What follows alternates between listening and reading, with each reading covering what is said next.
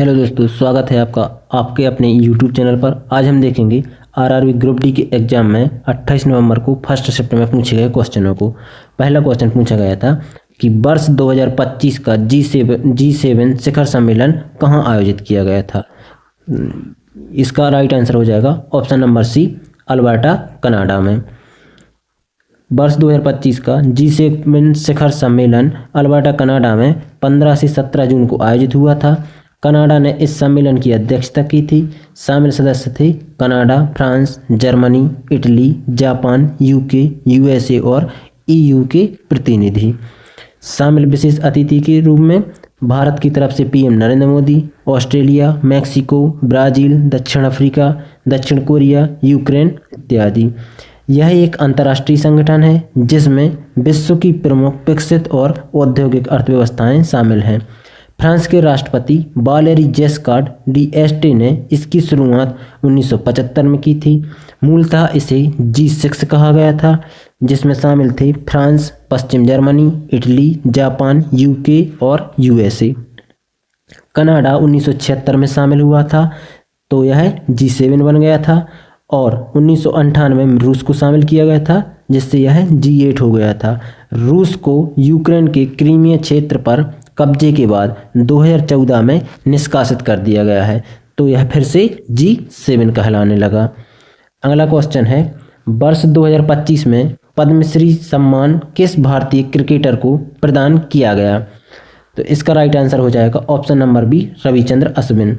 रविचंद्र अश्विन को पद्मश्री सम्मान 2025 से सम्मानित किया गया है। अश्विन भारत के लिए दूसरे सबसे ज़्यादा विकेट लेने वाले गेंदबाज। भारतीय ऑफ स्पिनर रविचंद्र अश्विन ने 18 दिसंबर 2024 को इंटरनेशनल क्रिकेट से संन्यास ले लिया था।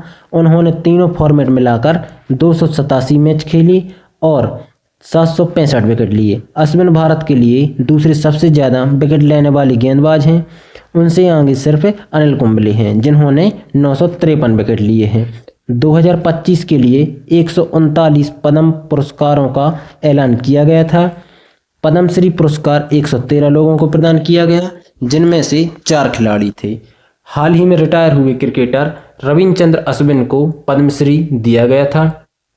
रविचंद्र अश्विन के अलावा पैरालंपियन तीरंदाज हरविंदर सिंह, भारतीय फुटबॉल टीम के पूर्व कप्तान मनी विजयन और para athletics coach Satyapal Singh का नाम शामिल है। अगला क्वेश्चन है, भ्रष्टाचार धारणा सूचकांक 2025 में भारत का कौन सा स्थान रहा है। तो इसका राइट आंसर हो जाएगा ऑप्शन नंबर सी, 96वां। हाल ही में ट्रांसपेरेंसी इंटरनेशनल ने 2024 के लिए भ्रष्टाचार धारणा सूचकांक जारी किया है। इसमें भारत की स्थिति, भारत 180 देशों में से 96वें स्थान पर रहा है। इसका स्कोर 2024 में 38 है, 2023 में 39 था और 2022 में 40 से कम था। वर्ष 2023 में भारत 180 देशों में से 93वें स्थान पर था, 2022 में 85वें। पड़ोसी देशों की स्थिति देखें तो पाकिस्तान 135वें स्थान पर है, श्रीलंका 121वें स्थान पर है, बांग्लादेश 149वें स्थान पर है, चीन 76वें स्थान पर है। और यदि टॉप 3 देश देखें तो पहले स्थान पर है डेनमार्क, फिर है फिनलैंड, फिर है सिंगापुर। भ्रष्टाचार धारणा सूचकांक जारी बर्लिन, जर्मनी स्थित गैर सरकारी संगठन ट्रांसपेरेंसी इंटरनेशनल द्वारा किया जाता है। पहली बार इसे 1995 में जारी किया गया था। इसमें शामिल सदस्य देश हैं 180 और इसका आधार है सार्वजनिक क्षेत्र का भ्रष्टाचार। अगला क्वेश्चन है, ऑस्ट्रेलियन ओपन 2025 की महिला एकल वर्ग की रनर अप कौन रही है। इसका राइट आंसर हो जाएगा option number B, Aryna Sabalenka. तो ऑस्ट्रेलियन ओपन कब से कब तक आयोजित किया गया था, 12 जनवरी से 26 जनवरी 2025 तक, मेलबर्न, ऑस्ट्रेलिया में। यह हार्डकोर्ट पर खेला जाता है। पुरुष एकल विजेता कौन रहे हैं, जेन्सेन सिनर, और महिला एकल विजेता रही हैं मैडिसन कीज। फ्रेंच ओपन कब से कब तक आयोजित किया गया, 25 मई से 8 जून तक आयोजित किया गया। पेरिस, फ्रांस में खेला गया। इसे क्ले कोर्ट पर खेला जाता है। पुरुष एकल विजेता कौन रहा है, कार्लोस अल्कराज, और महिला एकल विजेता कोको गॉफ रही हैं। विंबलडन ओपन, इसे 30 जून से 13 जुलाई तक आयोजित किया गया था। यह लंदन यूके में खेला गया, ग्रास कोर्ट पर खेला जाता है और पुरुष एकल विजेता जेनसेक सिनर और महिला एकल विजेता ईगा स्विटेक।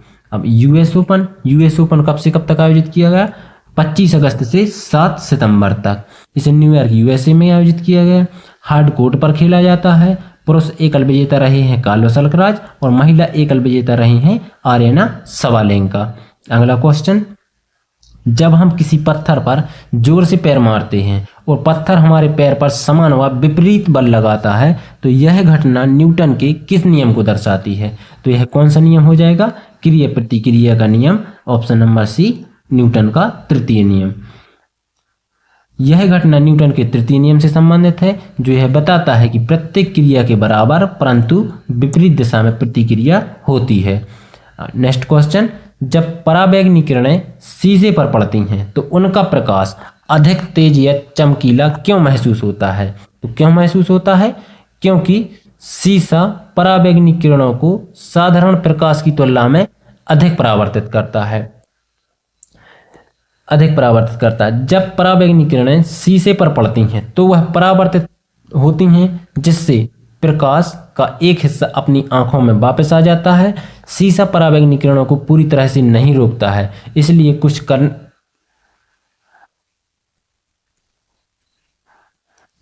कुछ किरणें परावर्तित हो जाती हैं जो तेज और चमकीली लगती हैं। हालांकि पराबैंगनी किरणें नग्न आंखों से दिखाई नहीं देती हैं, इसलिए यह परावर्तित प्रकाश अधिक तीव्र या चमकदार महसूस होता है। नेक्स्ट क्वेश्चन है, भारत में 16 जुलाई 2025 को डीआरडीओ तथा सेना ने किस आकाश मिसाइल प्रणाली का लद्दाख में सफल परीक्षण किया था? इसका आंसर हो जाएगा ऑप्शन नंबर बी, आकाश प्राइम का। आकाश प्राइम का डीआरडीओ तथा सेना ने एक सफल परीक्षण किया था। भारत में 16 जुलाई 2025 को डीआरडीओ और सेना ने लद्दाख में आकाश प्राइम मिसाइल प्रणाली का सफल परीक्षण किया था। यह आकाश मिसाइल का एक उन्नत संस्करण है जिसे उच्च ऊंचाई पर परिचालन के लिए अनुकूलित किया गया है और यह है स्वदेशी तकनीकी से निर्मित। नेक्स्ट क्वेश्चन, नवीकरणीय ऊर्जा स्रोत को बढ़ावा देना संयुक्त राष्ट्र के किस सतत विकास लक्ष्य के अंतर्गत आता है? किस सतत विकास लक्ष्य के अंतर्गत आता है?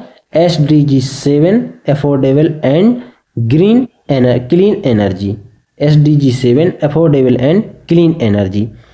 नवीकरणीय ऊर्जा स्रोतों को बढ़ावा देना संयुक्त राष्ट्र के सतत विकास लक्ष्य SDG 7 सस्ती और स्वच्छ ऊर्जा के अंतर्गत आता है।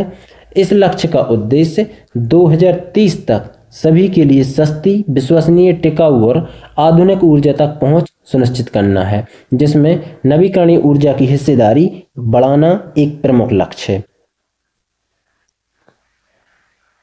बाल संरक्षण अधिनियम के द्वारा खतरनाक एवं अवैध कारखानों से बच्चे को बचाया गया है। रिपोर्ट के अनुसार कितने प्रतिशत बच्चे की स्थिति गंभीर थी? तो इसका राइट आंसर हो जाएगा ऑप्शन नंबर सी, 75%।